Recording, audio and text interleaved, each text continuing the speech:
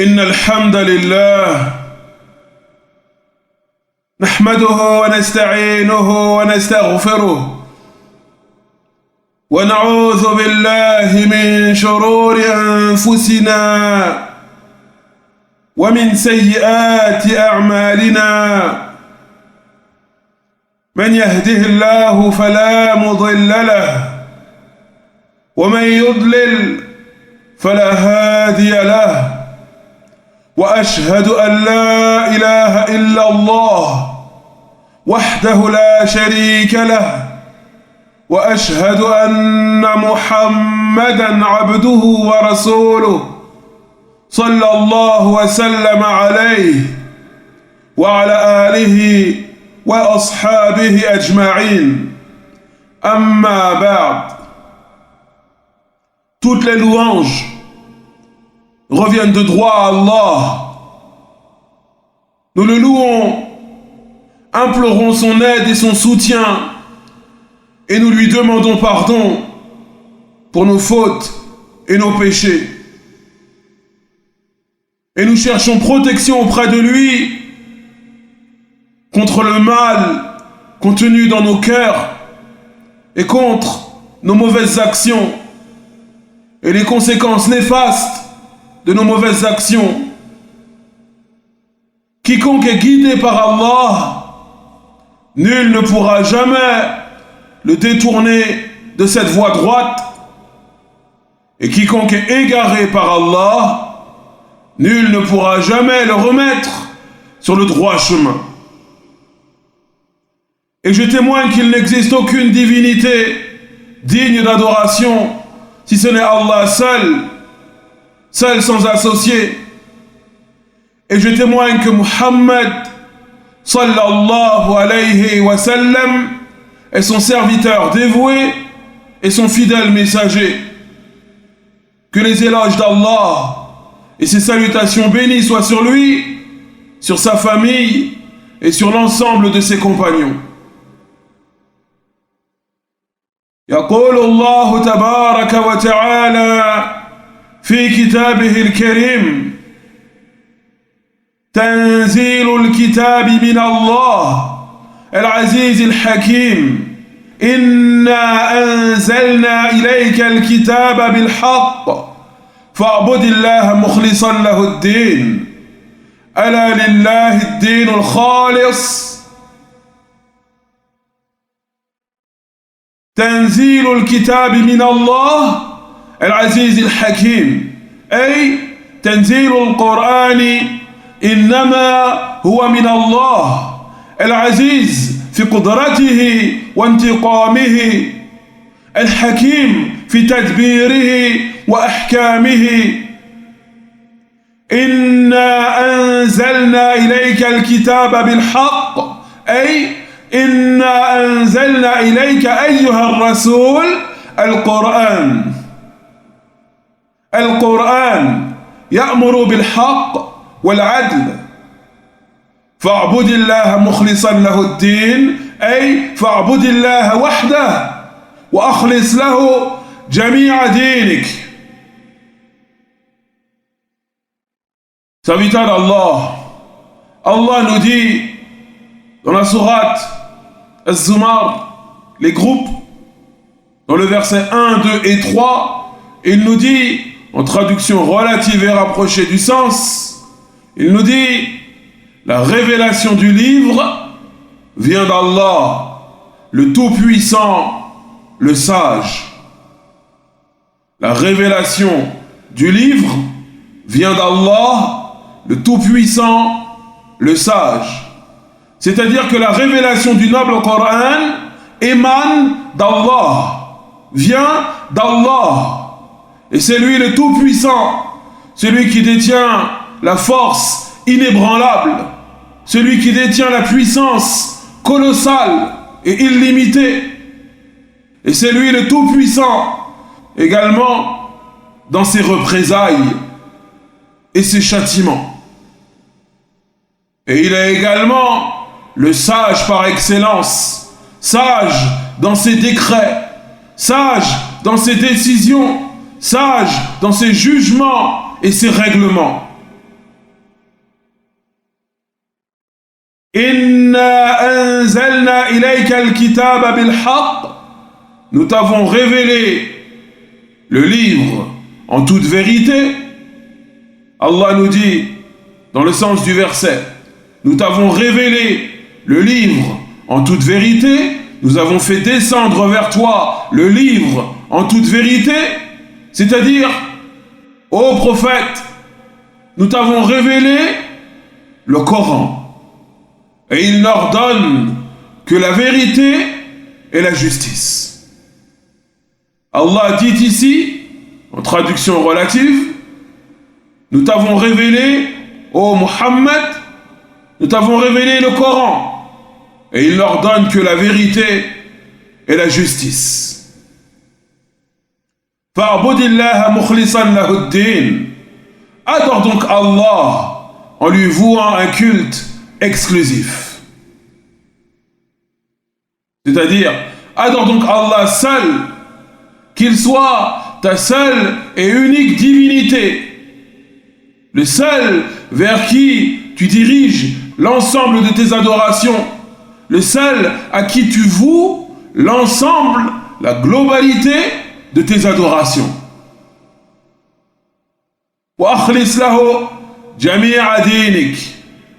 Et dans cette adoration d'Allah, eh bien, ne recherche rien d'autre, si ce n'est la satisfaction d'Allah.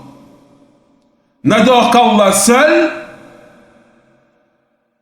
et écarte-toi et désavoue-toi de tout ce qui est adoré en dehors d'Allah, et dans ton adoration d'Allah, eh bien, ne vise rien d'autre que la satisfaction d'Allah, que l'agrément d'Allah. Purifie ton intention afin qu'elle soit destinée en toute exclusivité à Allah seul. عباد الله إن الله عز وجل لا يرضى من الدين إلا ما كان خالصا لوجهه لهذا قال الله تعالى ألا لله الدين الخالص والدين الخالص هو الذي ليس فيه شرك لا أكبر ولا أصغر ألا لله الدين الخالص أي ألا لله وحده الطاعة التامة السالمة من الشرك. Serviteurs d'Allah, sachez qu'Allah n'agrée de nos œuvres d'adoration, de nos actes d'adoration, de nos œuvres pieuses, seulement et uniquement ce qui lui est destiné de manière pure, en toute exclusivité. Allah n'accepte de nos actes d'adoration, de nos œuvres pieuses, seulement et uniquement ce qui lui est destiné de manière exclusive, en toute sincérité. C'est pour cela que lui-même nous dit dans son noble livre, Ala lillahi ad-dinul khalis, n'est-ce pas que c'est à Allah qu'appartient la religion pure? N'est-ce pas que c'est à Allah qu'appartient la religion pure? Et la religion pure, ad-dinul khalis, ce sont ces actes d'adoration effectués pour Allah seul et préservés de toute trace de shirk. Que ce soit le grand shirk, le grand polythéisme, ou que ce soit le petit shirk, le polythéisme mineur.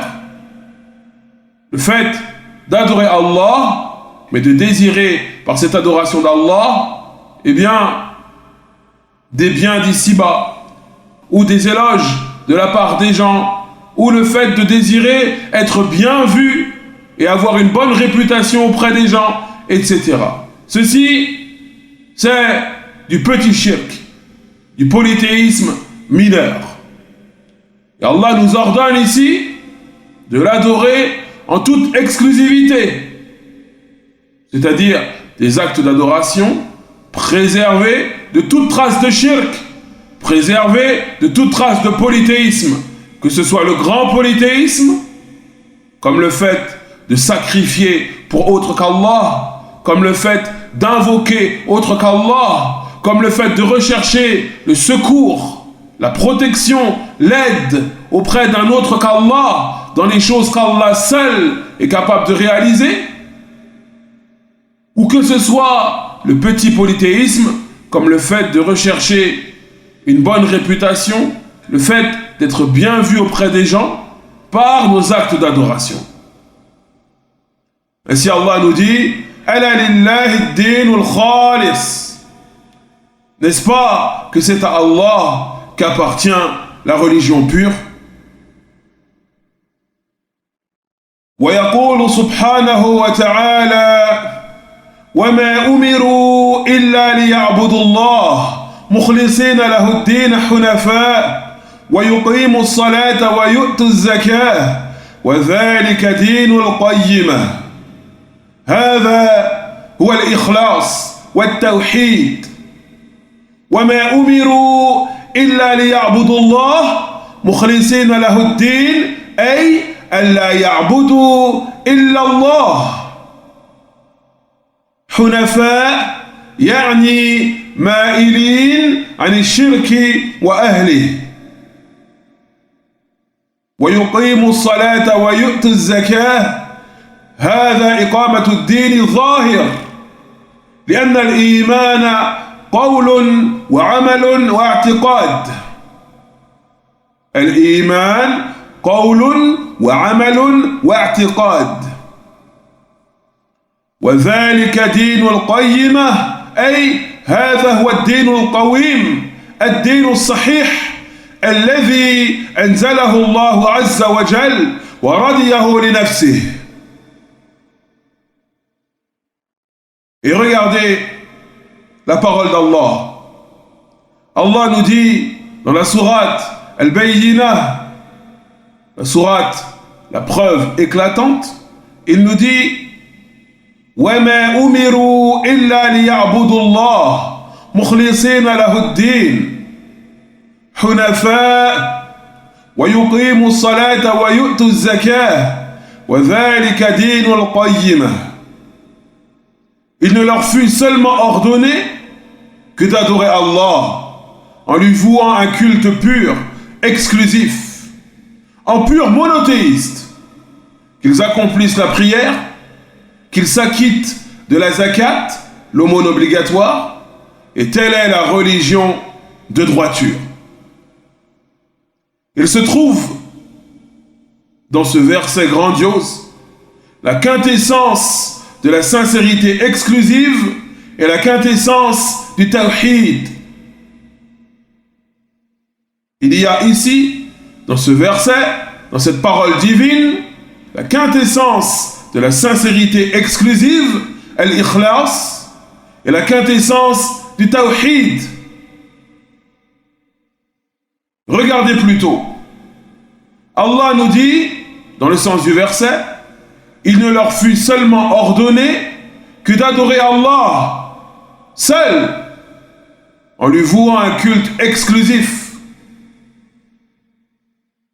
C'est-à-dire qu'il n'adore rien si ce n'est Allah, qu'il ne divinise rien si ce n'est Allah, et qu'il se désavoue de tout ce qui est adoré en dehors d'Allah, en le considérant comme étant faux, inutile et illusoire. Hunafa, en pur monothéiste, c'est-à-dire qu'il s'écarte du shirk et des adeptes du shirk, il se désavoue de tout cela pour s'orienter vers l'adoration d'Allah seul.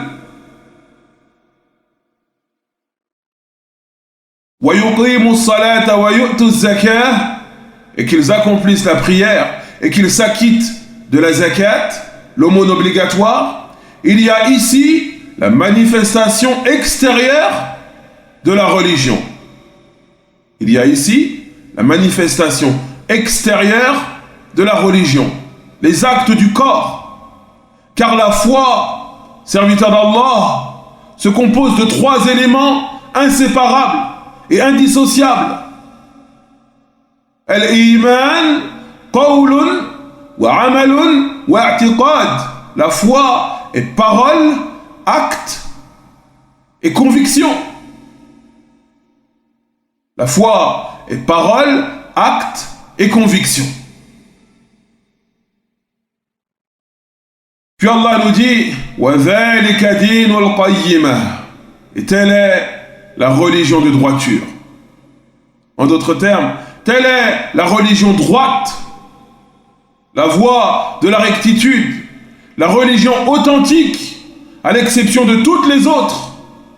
Cette religion, l'islam, qu'Allah a révélée pour l'ensemble de l'humanité et qu'il a agréé et validé pour ses serviteurs.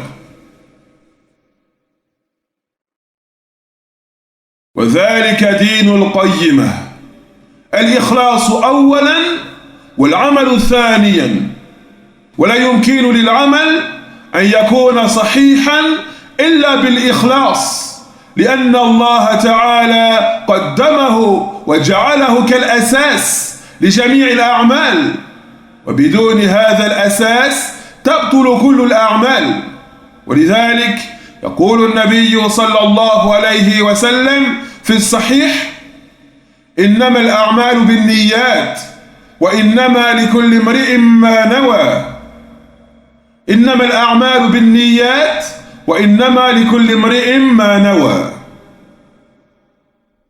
Et telle est la religion de droiture.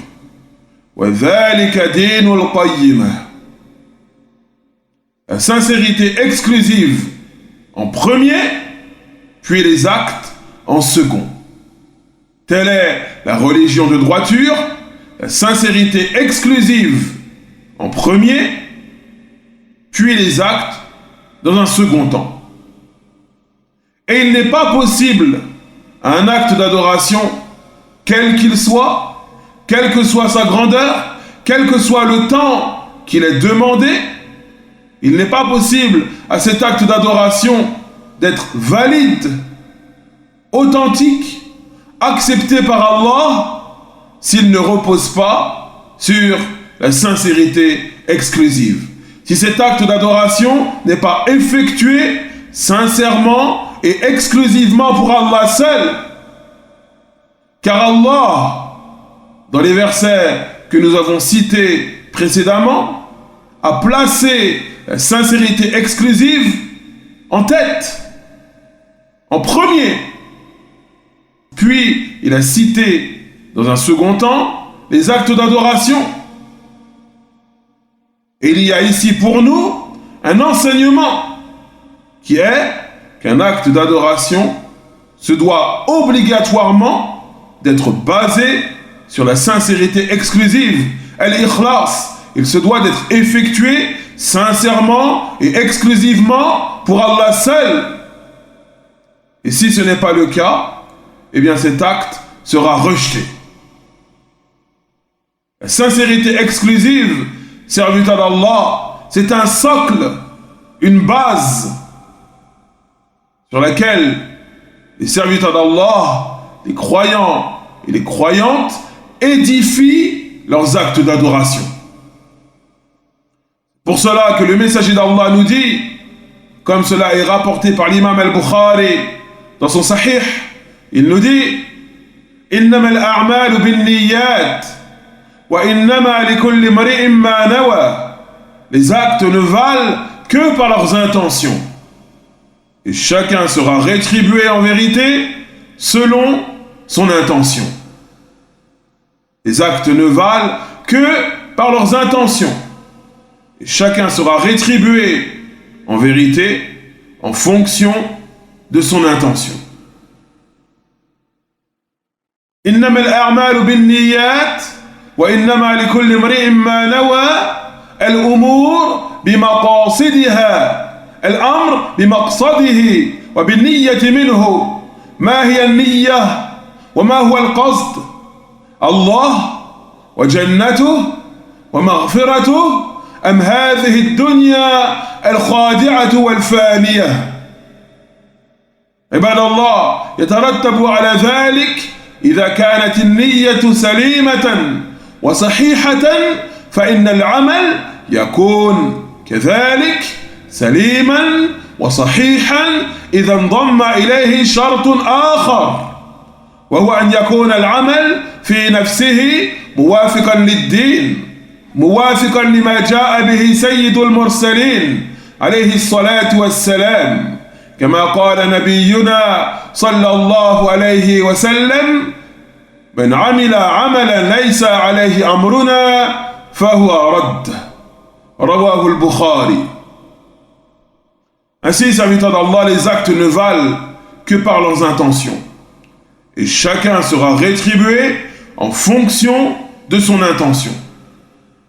Les actes, nos actes d'adoration, les actes de piété, tous ces actes, serviteurs d'Allah, eh bien, ne valent qu'en fonction du but qui a poussé le serviteur à les effectuer. Les actes d'adoration ne sont valides et ne sont acceptés par Allah qu'en fonction du but qui a poussé le serviteur ou la servante à les effectuer. Pourquoi as-tu fait tel ou tel acte d'adoration? Quel est ton but? Quel est ton objectif?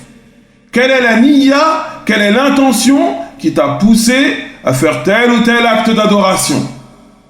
Est-ce pour Allah, pour satisfaire Allah, pour obtenir l'agrément d'Allah, pour obtenir la grande rétribution d'Allah, pour obtenir le paradis d'Allah, pour obtenir le pardon d'Allah?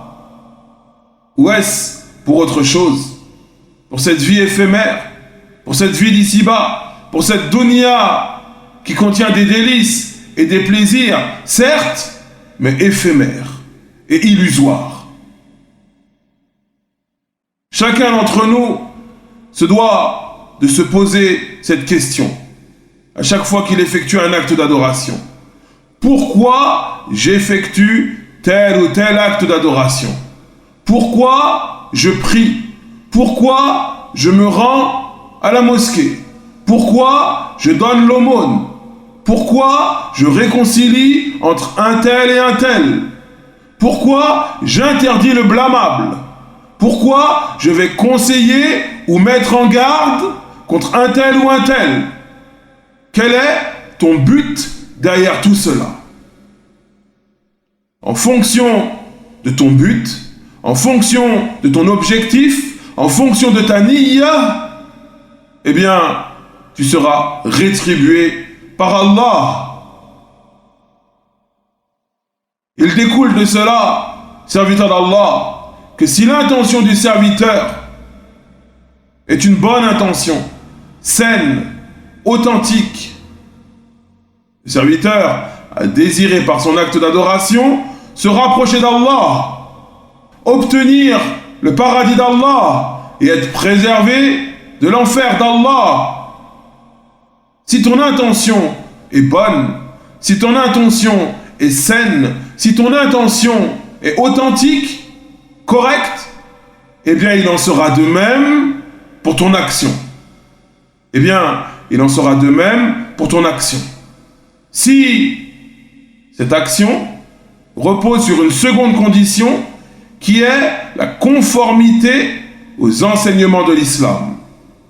En d'autres termes, pour qu'un acte soit accepté par Allah, eh bien, il se doit de reposer sur deux conditions. Que l'acte soit effectué sincèrement pour Allah seul, tu ne recherches que la satisfaction d'Allah par ton acte, et également que cet acte d'adoration soit conforme aux enseignements avec lesquels est venu le prophète Mohammed sallallahu alayhi wa sallam. Car lui-même nous dit, sallallahu alayhi wa sallam, dans un hadith authentique rapporté par l'imam al-Bukhari, il nous dit: Man amila amalan laysa alayhi amruna fahuwa radd. Quiconque fera un acte d'adoration ne découlant pas de nos enseignements verra son acte d'adoration rejeté.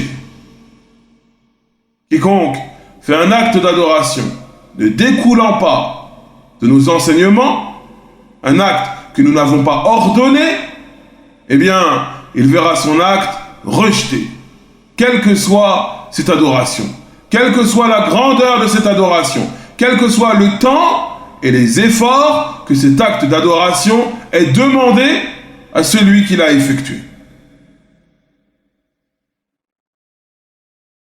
Wallahu subhanahu wa ta'ala yaqul قل إني أمرت أن أعبد الله مخلصا له الدين قل إني أمرت أن أعبد الله مخلصا له الدين يعني قل أيها الرسول للناس إن الله أمرني ومن تبعني بإخلاص العبادة له وحده دون سواه أمر عظيم يا عباد الله وهذا الأمر ليس بهين هذا الأمر ليس بهين يحتاج إلى اجتهاد لهذا قال سفيان الثوري رحمه الله تعالى ما عالجت شيئا أشد علي من نيتي إنها تقلب علي. Serviteur d'Allah, Allah nous dit également dans son noble livre قل إني أمرت أن أعبد الله مخلصا له الدين. Dis, il m'a été ordonné d'adorer Allah en lui vouant un culte exclusif. Ici, Allah subhanahu wa ta'ala s'adresse au prophète Mohammed sallallahu alayhi wa sallam et lui ordonne de dire aux gens, il m'a été ordonné d'adorer Allah en lui vouant un culte pur, exclusif. Et cet ordre, eh bien, il s'adresse au prophète Mohammed sallallahu alayhi wa sallam, mais il s'adresse également à l'ensemble de la communauté musulmane. Il s'adresse à chaque croyant et à chaque croyante, à tout musulman et à toute musulmane. Chacun d'entre nous, eh bien, il lui a été ordonné d'adorer Allah seul en lui vouant un culte pur, exclusif. Que chacun de tes actes d'adoration soit effectué seulement et uniquement et exclusivement pour Allah seul. Et c'est véritablement un ordre grandiose et il nécessite, il demande, il exige des efforts de notre part. On se doit de prendre sur nous-mêmes afin de purifier notre cœur et nos intentions lorsque nous effectuons nos actes d'adoration. C'est pour cela que le grand savant, l'un des imams parmi les pieux prédécesseurs, Sufyan al-Thawri, qu'Allah lui fasse miséricorde, disait « Je n'ai pas corrigé une chose plus dure que mon intention. Je n'ai pas soigné, je n'ai pas corrigé une chose plus dure que mon intention, car elle est changeante. Car elle est changeante. » Regarde, serviteur d'Allah. Tu t'apprêtes à lire le livre d'Allah, le Coran. Entre une personne dans la pièce, le shaitan vient et t'enjolive le fait d'embellir ta voix pour la personne qui vient de rentrer. Pour que cette personne se dise « Ah, j'ai vu un tel, il récite très bien le Coran. » Ou pour que cette personne dise « Ah, j'ai vu un tel, eh bien, il ne cesse de lire le Coran. » À la base, ton intention était pour Allah seul, mais elle a changé. Également, tu étais en train de prier, puis une personne entre et commence à te regarder, ou tu penses qu'elle est en train de te regarder, tu commences à embellir ta prière. Tu allonges la position debout, tu allonges la position inclinée en maintenant ton dos bien droit, puis tu te prosternes en toute piété, en toute soumission, en toute crainte d'Allah. Et tout cela pourquoi? Parce que tu sais que des gens sont en train de te regarder. Ceci, c'est de l'ostentation. C'est du polythéisme mineur. Et c'est ce contre quoi l'imam Sufyan al-Thawri nous met en garde lorsqu'il nous dit « Je n'ai pas corrigé, je n'ai pas soigné une chose plus dure pour moi que mon intention, car elle change, elle est changeante. » Et les gens de science nous disent, dans un tel cas de figure, eh bien, tu dois continuer ton acte d'adoration. Tu étais en train de l'embellir, continue de l'embellir. Tu étais en train de prolonger ta prière, en train de la perfectionner, continue à le faire. Mais change ton intention, afin que cet embellissement de ta prière, ou cet embellissement de ta récitation, ou quoi que ce soit parmi les actes d'adoration que tu fais, eh bien, afin que ton intention soit destinée, vouée, en toute exclusivité, en toute sincérité, à Allah seul. Tu prends sur toi et tu luttes contre ton âme et tes mauvais penchants, afin que tes actes d'adoration soient effectués véritablement et exclusivement pour Allah seul. أمر عظيم يا عباد الله، ومما يعينك على التحقيق لهذا الأمر الاستعانة بالله وتدبر القرآن. يقول الله تبارك وتعالى: تنزيل الكتاب من الله العزيز الحكيم، إنا أنزلنا إليك الكتاب بالحق فاعبد الله مخلصا له الدين ألا لله الدين الخالص.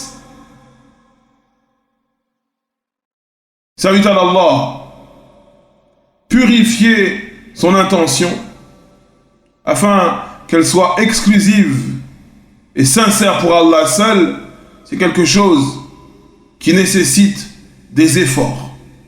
C'est quelque chose qui nécessite de prendre sur soi. C'est quelque chose qui nécessite de la concentration et de l'abnégation. Et parmi les choses qui vont t'aider à cela, eh bien tout d'abord, le fait de rechercher l'aide et le soutien d'Allah en lui demandant de t'accorder al-ikhlas, la sincérité exclusive. Et également, parmi les choses qui nous aident à purifier notre intention, le fait de méditer sur les versets du Coran. Ces versets qui contiennent le rappel de la grandeur d'Allah, de la toute-puissance d'Allah. Regardez la parole d'Allah. Allah nous dit dans le sens du verset, la révélation du livre, en d'autres termes, la révélation du Coran, vient d'Allah, le Tout-Puissant, le Sage.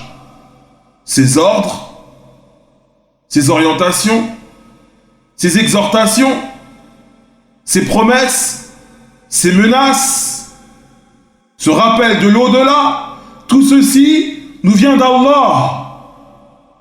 Et c'est lui, le Tout-Puissant, le Sage. Et il a révélé ce livre en toute vérité. Et ce livre, le Coran, de même que la Sunna, les enseignements prophétiques, eh bien ne contiennent que la vérité et la justice. Aussi, adorer Allah seul, comme ceci nous est ordonné à la suite de ces versets, ce n'est que la vérité et ce n'est rien d'autre que la justice. La plus grande des justices est d'adorer Allah seul sans rien lui associer. Tout comme la plus grande des injustices est de destiner à autre qu'Allah des actes d'adoration. Et Allah, c'est lui le Tout-Puissant, le Sage. Pourquoi chercher à œuvrer pour autre que lui? Pourquoi chercher à obtenir les faveurs d'un autre que lui? alors que c'est lui le puissant, le sage, le plus noble des nobles.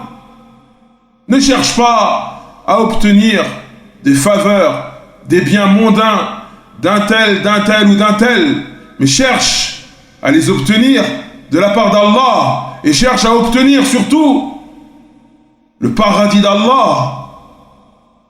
Ne cherche pas à satisfaire un tel ou un tel parmi les gens qui ont de l'importance, parmi les gens qui ont de la noblesse, mais cherche à plaire au plus noble des nobles, au plus grand des grands, au roi des rois, Allah subhanahu wa ta'ala. Et ceci, c'est la plus grande des justices et la plus grande des vérités. والله تبارك وتعالى يقول فمن كان يرجو لقاء ربه فليعمل عملا صالحا ولا يشرك بعبادة ربه أحدا. إذن يا عباد الله، فمن كان يخاف عذاب ربه ويرجو ثوابه يوم لقائه فليعمل عملا صالحا لربه موافقا لما جاء به الرسول صلى الله عليه وسلم ولا يشرك في العبادة مع الله أحدا غيره. Et regardez, Allah nous dit dans le dernier verset de la sourate Al-Kahf, la caverne, il nous dit dans le sens du verset: quiconque espère la rencontre de son Seigneur, qu'il fasse une œuvre pieuse et qu'il n'associe rien du tout à son Seigneur dans son adoration.